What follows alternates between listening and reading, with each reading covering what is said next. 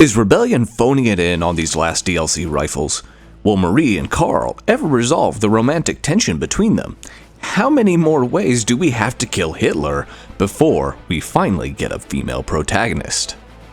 Before we answer the first question and ignore the rest, don't forget to subscribe to GGN on YouTube. I've published reviews for every Sniper Elite 5 rifle so far, and on the off chance that they don't phone in a surprise final rifle DLC, you won't want to miss it.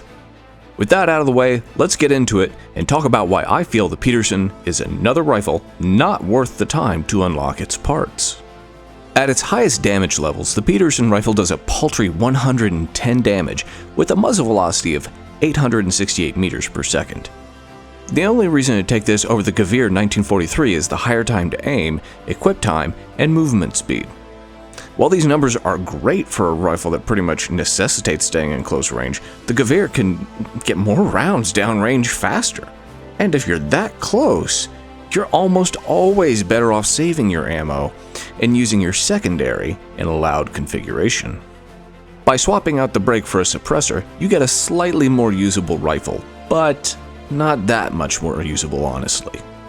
The damage stays the same, and the muzzle velocity drops to 740 meters per second, which is less of an issue for something designed for shorter range engagements.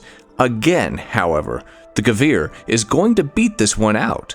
Not only does it do more damage in my recommended configuration, but it's got almost exactly the same audible range with a higher muzzle velocity.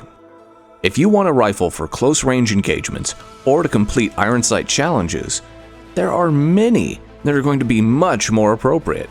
The Gewehr we've already mentioned, but I'd also encourage you to look at the Delisle or M1A carbines instead, as both are much more versatile at close ranges than this. There is a chance that Rebellion will patch this rifle like they did the Mosin to boost damage or other stats, but even those changes weren't enough to justify the Mosin after they were done. So, with that in mind, I'm going to suggest you pass on the Pedersen rifle. If you found this information useful, check out ghostgamer.news for all my other guide content, which can be even more detailed than my videos. That's it, ghosts. Stay safe and have fun.